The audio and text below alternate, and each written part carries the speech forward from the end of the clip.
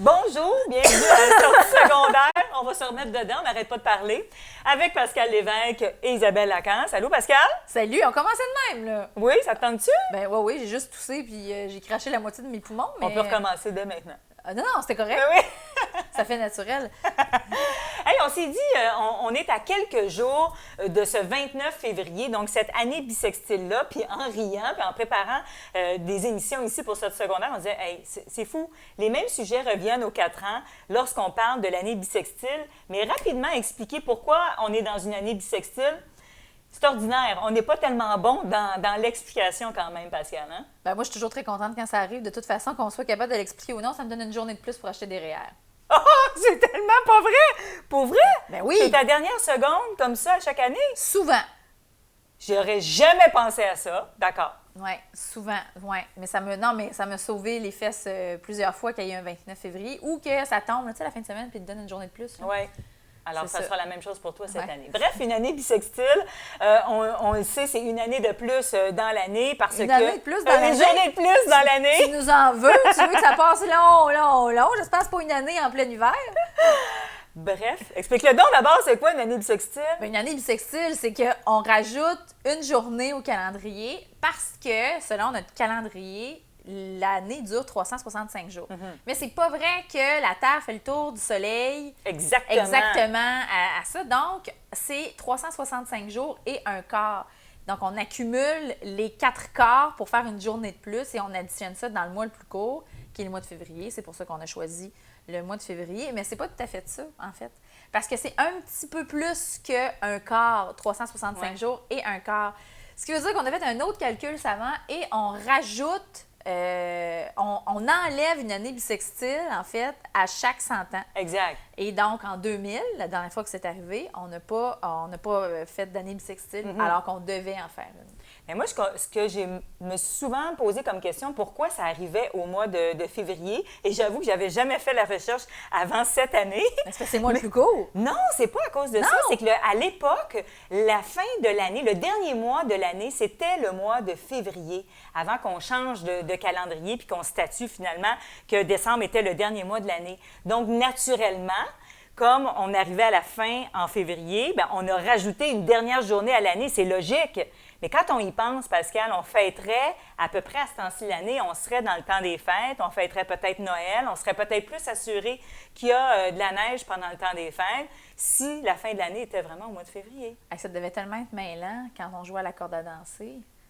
Pourquoi? Les mois de l'année sont... Là, ça mêle tout l'ordre. Non, mais ce qui expliquerait peut-être aussi pourquoi il y a beaucoup de fêtes du Nouvel An qui sont célébrées fin janvier, début février. Exactement. Alors voilà, maintenant, tu vois, je t'ai appris quelque chose. Je ne savais pas que j'allais t'apprendre quelque chose. Je peux t'apprendre plein de choses. C'est qui, Joey Chestnut? Je sais pas. Ça a-tu un lien avec l'année bissextile? Non, c'est le champion des outre-mangeurs. C'est lui qui gagne toujours le concours de mangeage de hot dog sur Coney Island le 4 juillet de Nathan's. Cette information n'a aucun rapport dans la chronique, mais c'est Mais pas grave. c'est super important de le savoir. Il a gagné aussi le concours de dégustation de poutine. D'accord. Si on vient à l'année bissextile, ce qui m'a fait aussi beaucoup sourire, c'est qu'il y a un Français qui a mis sur pied il y a quelques années déjà. Si vous allez sur Facebook, vous cherchez le mouvement de la libération du 29 février, puis même une année où il n'y a pas de 29 février, au mois de février, il faudrait que le 29 soit une journée fériée. Parce que lui, son cheval de bataille, c'est qu'il dit, bien, aux 4 ans, on donne une journée supplémentaire à notre employeur sans être payé parce que la majorité des gens ne sont pas payés à la journée, mais vont être payés, par exemple, à la semaine. Et donc, on a cette journée-là qu'on donnerait gratuitement, finalement, à notre employeur. Alors, lui voudrait statuer que lorsque c'est une année bissextile, il y a une journée fériée. C'est pas fou, quand même. Bon, c'est un calcul mathématique un peu de mauvaise foi, dira-t-on. Mais pourquoi pas? Moi, je suis pour les congés. Exact. Je savais que tu allais être pour les congés. Je suis pour les congés. Tu le sais, Isabelle, je serais retraitée si j'étais riche. Mais une autre belle affaire qui arrive avec le temps puis avec les algorithmes, c'est que ceux et celles là, qui, vous allez peut-être fêter là, votre anniversaire cette année parce que vous êtes né un 29 février, vous allez entendre toutes les jokes plates que vous entendez à chaque fois. « Oh mon Dieu, tu vieillis seulement qu'une fois aux 4 ans! » C'est bon, ce genre de phrases-là, ils les entendent. Là. Je ne suis pas née un 29 février, mais on s'entend qu'ils doivent entendre ces phrases-là à outrance. Bien, souvent, lorsqu'il allait, par exemple, en ligne, s'inscrire à quelque chose, quoi que ce soit, puis qu'il demandait, par exemple, la date de fête, le 29 février était comme pas répertorié. Ah, il n'existe pas? Oui, c'est comme si ça n'existait pas. Fait que si je participe à un concours de la Senza, là, mettons, Oui. parce que des fois, ils disent que tu un rabais sur ta commande. Fait que, puis là, je pourrais ne pas trouver ma date de fête si je suis née un 29 février. Exactement. Mais avec le temps, il y a quand même, on s'ajuste. Comme par exemple, Facebook a été un des premiers, ou en tout cas a été assez rapide à s'ajuster pour changer l'algorithme et de comprendre qu'aux 4 ans, c'était le 29 février qu'on souhaitait le bon anniversaire finalement à la personne X et que les années suivantes, c'était le 28 février qu'on lui souhaitait bonne fête. Et il y en a qui disent, bien maintenant, on peut faire l'astuce suivante, c'est-à-dire que si on s'inscrit en ligne pour quelque chose puis qu'on demande la date d'anniversaire, il faut commencer par l'année. Alors, si on commence par votre année de naissance, le 29 va apparaître parce que dans cette année-là, il y a eu un 29 février. Chose qui n'était pas réglée comme ça à l'époque. Donc, au moins, les gens qui ont fêté, qui sont nés le 29 février sont au moins reconnus. Là. Ils peuvent participer à des concours. Oui, c'est beau. Des concours.